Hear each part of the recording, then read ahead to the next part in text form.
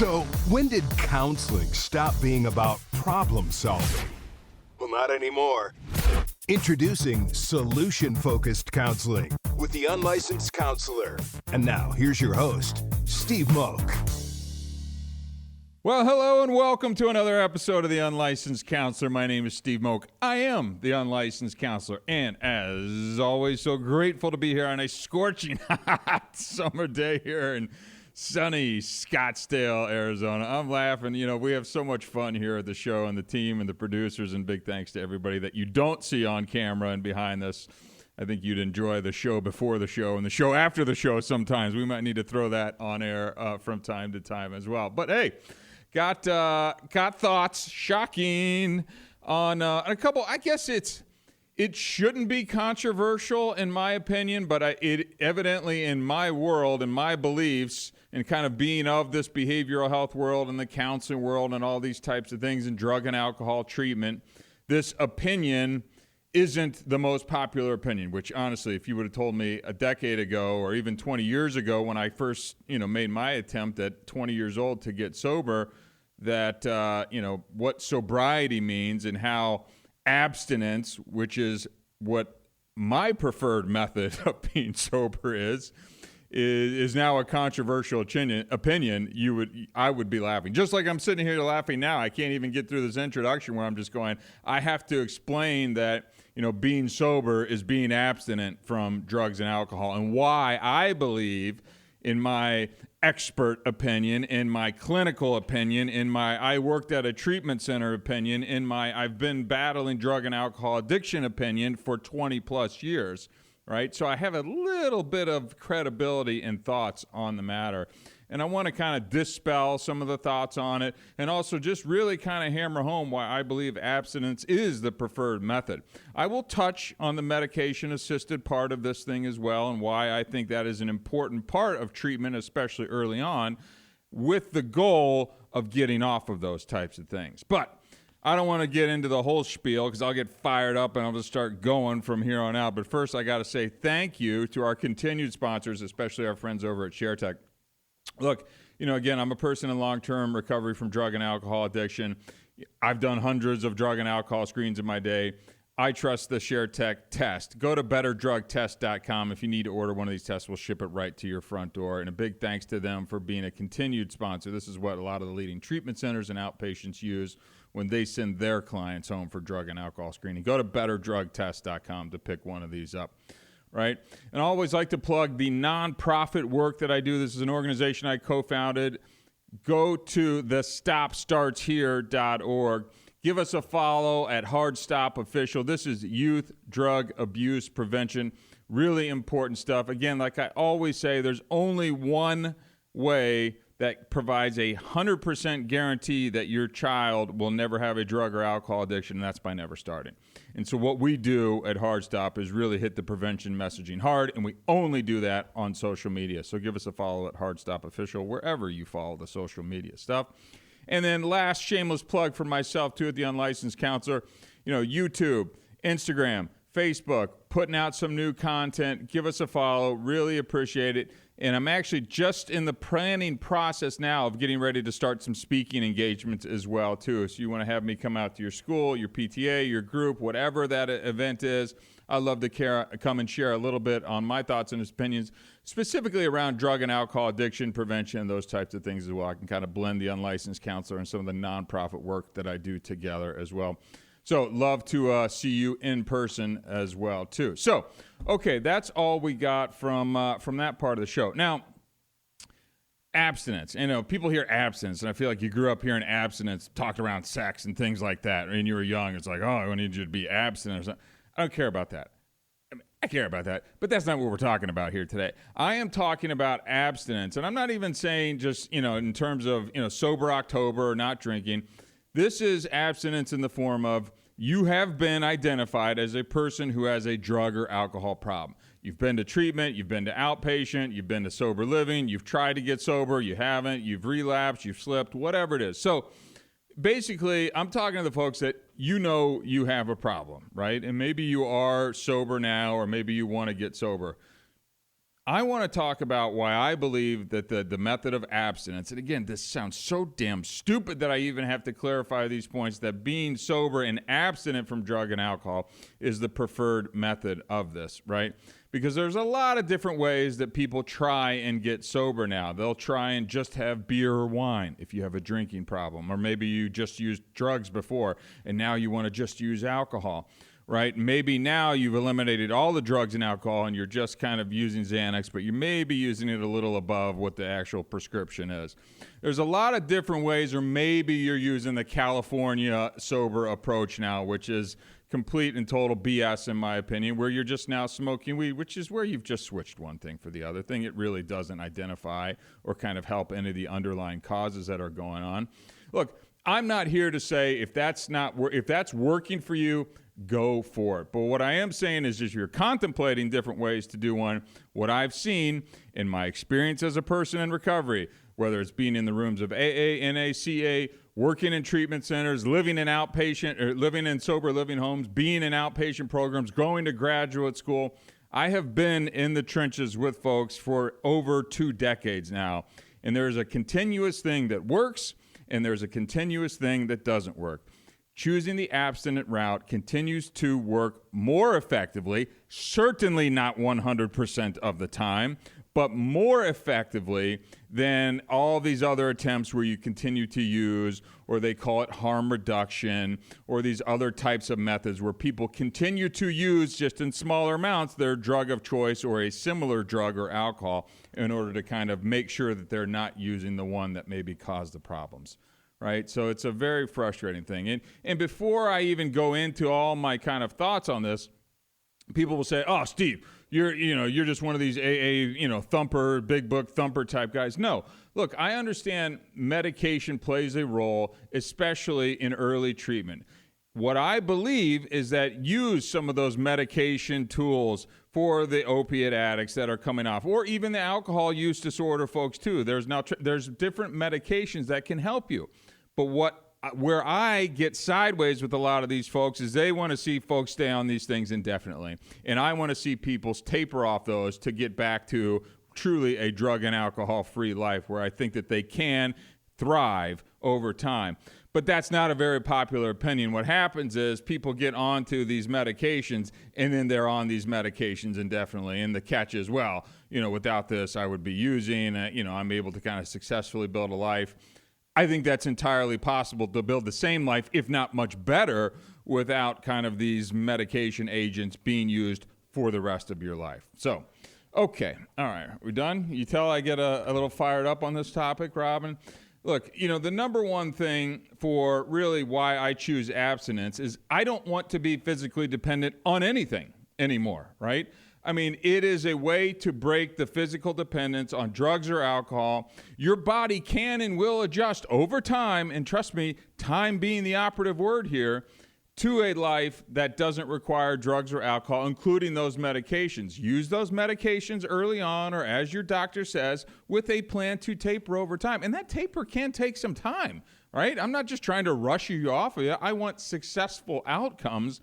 I just don't want you to be dependent on this. So really choosing that abstinent route is a hard break. I always tell people I advocate for you to get into a detox facility as well, too. If you're not entering full-blown treatment, then at least get into a supervised detox if you've been drinking, especially using alcohol. Alcohol and Xanax, the benzodiazepines, are the things that actually can't kill you if you just stop cold turkey. Like, can end your life. Like that people don't know that. They always think it's heroin or something wild because it's a harder drug, quote unquote. No, it's alcohol and Xanax. So if you are choosing the hard stop route, make sure you're doing that in a supervised manner. And I specifically suggest either entering treatment or at least using a treatment kind of detox facility where they can kind of medically manage you through that process. Look, you're going to sleep a lot for a couple of days, but they're going to take your blood pressure. They're going to give you some meds. They're going to make sure you safely transition from whatever you were using to kind of getting through that period, and it's a safe way to do it. Now, the other part is, and this should be a no-brainer as well, you're going to have a clear mind and improve mental health, right? Without the influence of all these substances, your brain is going to be it's going to be working much better in all of these other kind of mental health and behavioral health things. And a lot of the kind of side behaviors, maybe that's sexual related behavior, the blacking out. I mean, a lot of that other stuff is going to be going away because you've got a clear mind, because you're not choosing to just, stop drinking booze, but you're still smoking a little weed and taking a little Xanax, right? So you've kind of, identified that maybe you have a problem here, but you're just substituting over here. The other benefit of this, too, is it will start to stabilize some of your emotions over time. And maybe start to gradually get away from the major emotional swings. I'm not going to say they're not going to go away, but over time, these giant waves that you go up and down between will start to level out a little bit more, right? This thing does take time, though. And I'm not talking, weeks or even months. This could take 6 months, 9 months, a year. For me personally, when I got sober at, 35 years old, it took a good year just to kind of restabilize where my brain was, to kind of reorient myself to having all these things and the sleeping patterns that had changed and the eating patterns and all of these things. It just takes time for you to physically readjust when you get into this abstinence world, when before you're pouring a gallon of vodka with 7 or 8 different martinis down your throat and a handful of shots along the way too. Go easy on yourself. But this is also going to lead to improving your physical health as well, too.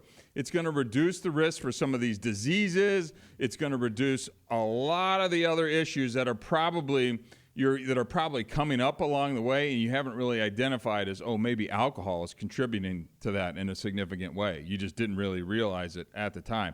I remember, I had heartburn galore, and I was taking Zantac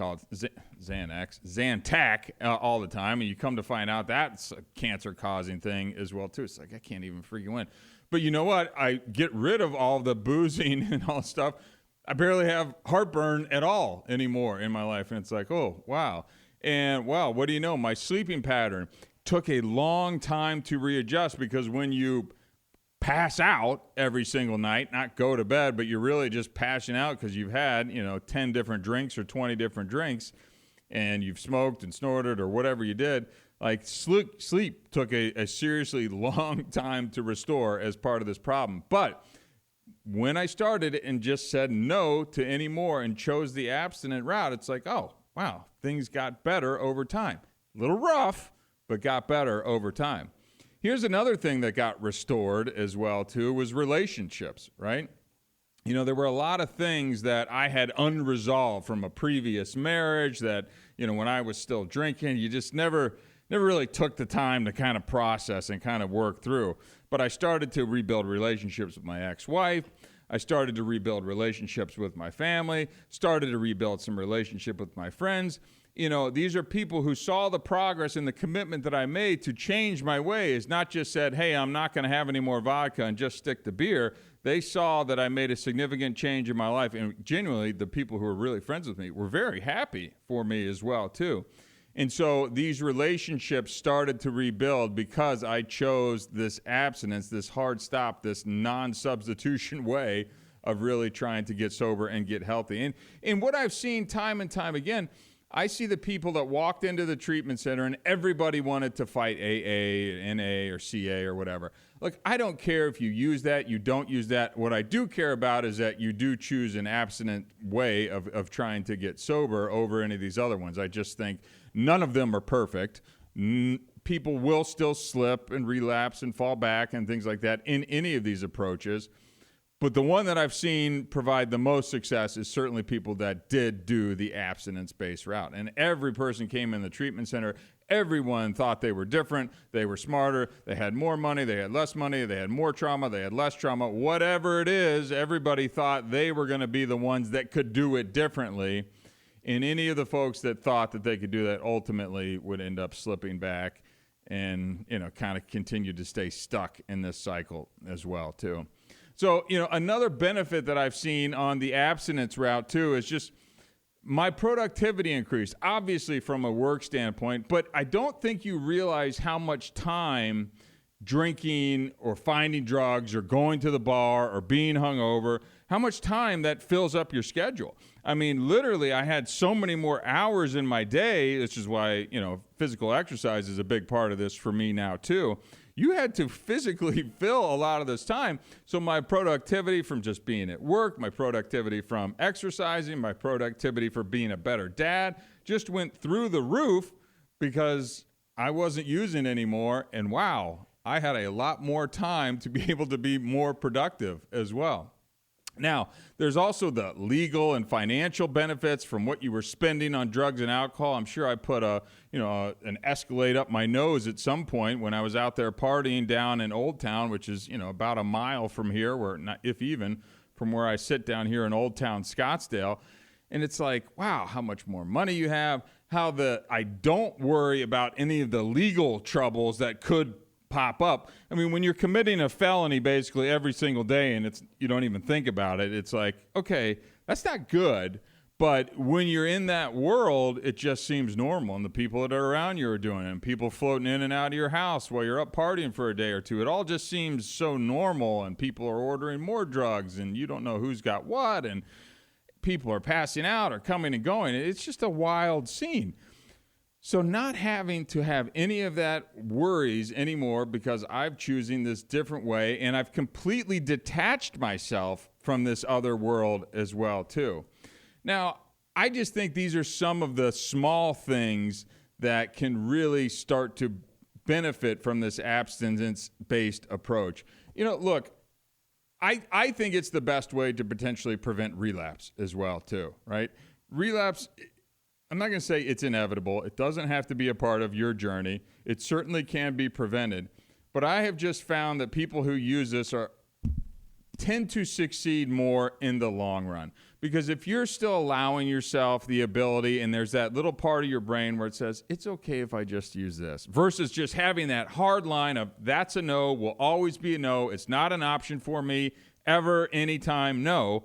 That type of approach where it just kind of rules everything else out versus again, I'm not going to have any vodka or hard liquor or anything like that. I'll just have beer and wine, or I'll just take a couple extra Xanax to kind of get through this, or I'm just going to smoke a little weed, or, the other one, and I see this, so funny. I live in a neighborhood. It's McCormick Ranch up here in Scottsdale. I live just right around there, and it's normal families, normal parents, things like that. And I see a lot of edibles floating around. And, it's so funny because as somebody who smoked weed every day for 20 years, and, I lived and breathed, I loved weed, I loved everything about it, and made my own edibles, and was all about it. And now I see people that are just what I would call normies out there, like at a dinner party, popping edibles and stuff, or taking edibles before bed. I'm like, what in the world? I'm like, what is going on here? I don't think it's good, by the way. I just think it's slowly going to bring you back into this lifestyle. But the other thing that I have seen is I've seen some people who were sober that kind of got swindled by the edible route, thinking and seeing other people do it and how it doesn't seem to be a problem. It's not habit forming. It's not addicting. It just kind of makes you feel good and da-da-da-da-da-da. And I've seen these dumb edibles take people out who've been sober for a really long time. And it's super frustrating because I get it. It looks nice and fun and it looks harmless and things like that. But it's like, no, it's still a drug, and it's still going to activate those same things in the back of your mind that you've kind of, been able to battle successfully for all these years. I mean, look, on my way in to host this show, like I said, we're right next to Old Town Scottsdale here. This is all the bars and entertainment. This is everything. If you've been out here, you've been to Old Town, all the restaurants, all that stuff. I had to take there's some construction going on. I took a detour, and I went down Camelback Road, and Camelback takes you right down the heart of like Old Town. So that's the bars, the entertainment, the the nightclubs. I mean, all that swanky stuff that you see all the time. I am almost 10 years sober. I have zero inclination to want to drink or use or anything. But just today, just driving in, I'm driving by those things, and I'm like, oh man, I remember that. That used to be kind of fun. Like, and And I'm coming in to do a show on abstinence, and that thing is running through the back of my brain like, oh, yeah, you remember when you were at that W and you're up in that room and you were doing lines? And it's just like all this, like your brain just goes automatically.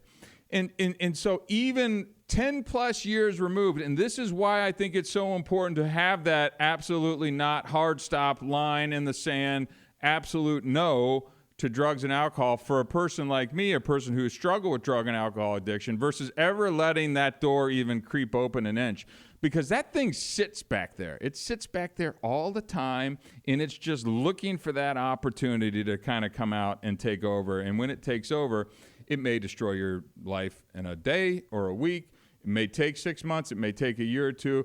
But without fail, and I've seen it time and time again, it will rear its ugly head to the point where you're going to have to seek help and probably start over again. But I literally was thinking about it, Robin, as I was walking or driving into the show today. I got my daughter in the back of the car. Obviously, I'm not saying anything to her.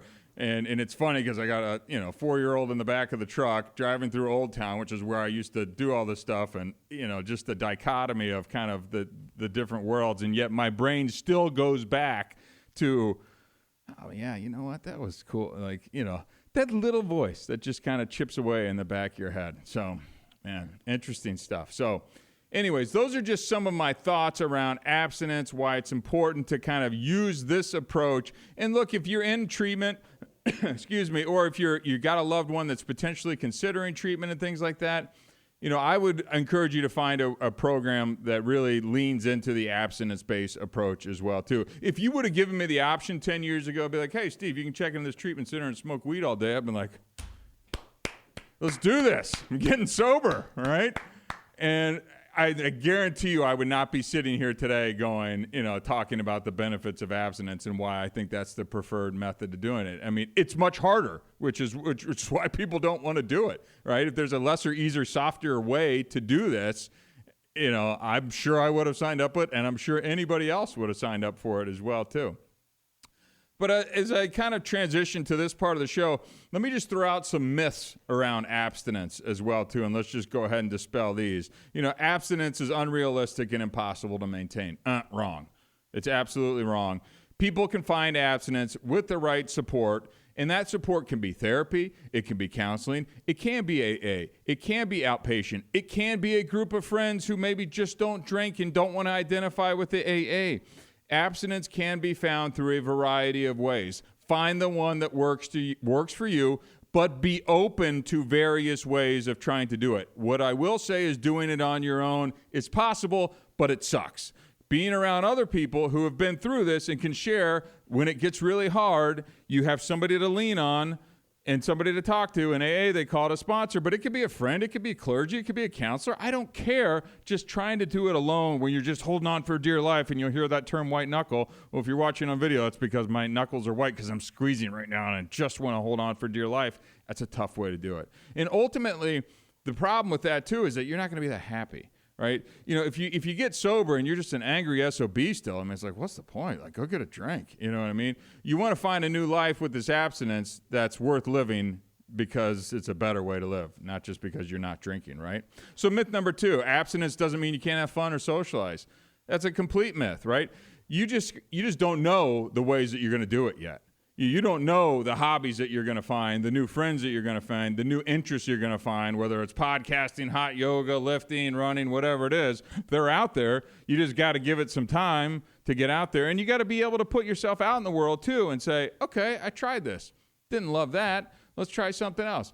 You're going to have time. You're probably going to have some more money. And you just got to explore a little bit. You can still go to parties. I wouldn't say maybe in your first couple months, maybe running out to those after hours parties. But if you want to get to a party, maybe you dip out a little bit earlier the first couple months if you're really early on in your recovery. Maybe you don't hang around when the shot ski comes out and everybody's throwing down the hatch at 1:30 in the morning. I don't. I still go to weddings. I still go to parties. Typically, I just kind of bounce when everybody starts to get saucy. Look, I don't necessarily need you close talking in my face telling me the same story 14 times over again. I just don't care, right? And I don't have to pretend to care anymore. And I'm not drunk anymore, so I don't have to listen to you. So it's just you just find out what works for you and then do it.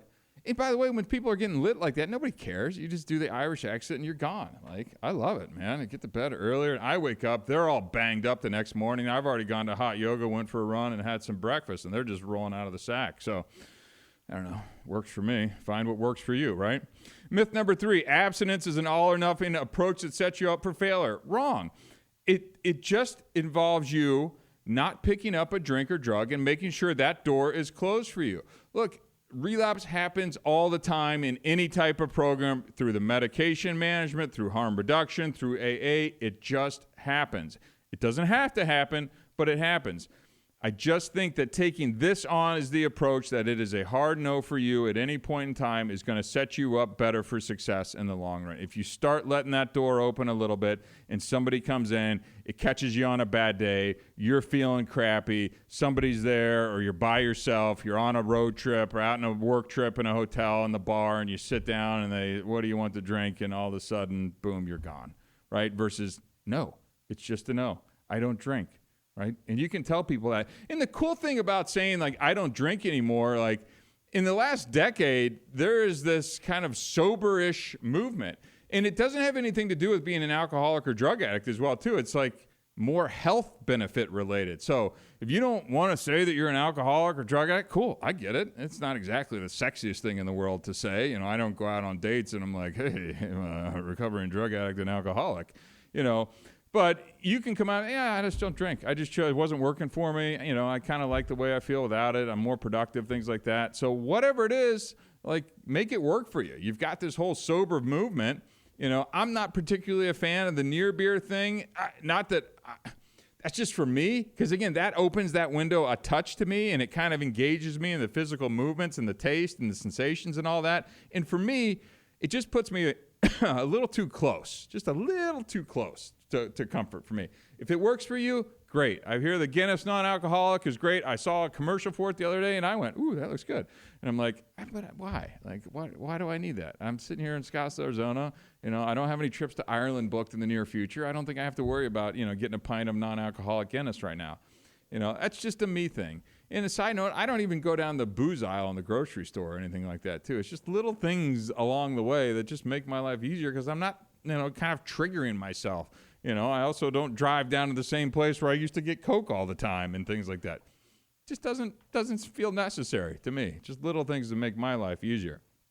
Okay, last myth I want to dispel. You have to hit rock bottom for abstinence to work. You hear this term, rock bottom. Rock bottom. I had a bottom. Use a low barrel drug. Bottom of the barrel. Rock bottom. A lot of bottom talk, right? No. Recovery can begin at any point. And again, recovery, in my book, is abstinence, not using drugs or alcohol. Hate that I have to say that, but in this day and age, you do have to say it. It doesn't have to be that point. You know, there's all kinds of different bottoms, right? You know, people hear there's high bottoms, there's low bottoms. You go into the rooms, AA, you hear some rough stuff. You know, I had my own rough stories along the way. You know, was it a rock bottom for me? Probably. I don't know. I had a lot of different bottoms. But you know what? I was in pain. And I was in pain and I wanted to change. So if you're in pain and you see that drugs or alcohol isn't working for you, call it whatever you want. Just call it a time to change, right? You don't have to wait till you hit bankruptcy, till you're out, you know, begging for money on the streets with a sign or something like that. You can get help before you get to any of those points. So I just like to kind of dispel some of those things just in general. And I also want to just dispel that California sober thing. You know, honestly, it's just an incomplete recovery, in my opinion, as well, too. I feel like that's kind of a trending thing that's out there in the world where you just smoke weed instead of doing things. To me, you're just simply not addressing the underlying, you know, kind of the underlying issues that are kind of why you're drinking or using as well, too. And to me, it puts you at risk, a greater risk for relapse. In my opinion, you're already relapsing if you're trying to stay sober, but you're using weed. So I just think that it could put you at risk for greater relapse, meaning if you're using weed to not drink, you know, bad day, a little high, some friends over, maybe you guys roll up to the bar you used to all hang out, and it's like, what the hell? You know, it's little things like that. I wouldn't do it. And obviously it undermines the whole abstinence thing as well, too, if you're doing it. You're not abstinent, in my opinion, if you're using this. And look, do whatever works for you. These are just my opinions and what I've seen work, and with the dozens and hundreds of people that have come through the treatment center that I've worked with personally, And I also think it's just difficult to control. I mean, if I'm able to the mentality is I don't feel good, I want to use something. You're just choosing to use weed instead of this. Well, what if I don't choose weed that day, right? What if I want to choose Coke, right? What if I want to pick up, what if I want, martini with the blue cheese stuffed olive is one of my go-to drinks, right? What if I want that today? Because what I'm doing is just filling the gap with something still, right? And maybe I just want to change that something one of those days. And look, I mean, let's be honest, this isn't a medically recognized way to go about this, right? This is something that came out of Hollywood that people glamorized and thought was cool. It was like, I don't drink anymore. I just take edibles and smoke weed now, and I'm cool, right? So, look, if that works for you, great. If somebody in your life is struggling with this and they're trying to sell you on that approach, I'd push back hard on that, right? So, anyways, I've had this thoughts. This show was really born out of, my passion for drug and alcohol, counseling, thoughts. So I always like to kind of bring it back home to kind of drug and alcohol addiction from time to time. I love talking about all the different topics, but, this stuff is near and dear to my heart. I know people that still struggle with this. Again, I'm walking up on 10 years of being sober now here, abstinent. By the way, that's on all days, not just, the Monday through Friday, and then I get to take it off on the weekends. So I know I have a little experience on what works and what doesn't work as well, too. And people are constantly trying to come up with new ways to do this and new tools, new medicines, new approaches. I don't like this. I like that. There's been one constant thread through all of time that works when it comes to this, and that's abstinence. So anyways, take what you want, leave the rest. I don't really care. That's just my experience on how this thing works. I hope if you have somebody who's struggling, or maybe you have a son or daughter, husband or wife that have been struggling with this, right? They're kind of on that yo-yo up and down, relapse, don't relapse, drink, sober, not sober, whatever it is. Send this podcast to them. Maybe have a conversation with them, see where it goes from there. Like I said, I don't have all the answers. I've just worked with a lot of people, and I've seen what works and what doesn't work. So anyways, that's all I got for you today. My name is Steve Moak. I am the unlicensed counselor. Until next time, thank you very much.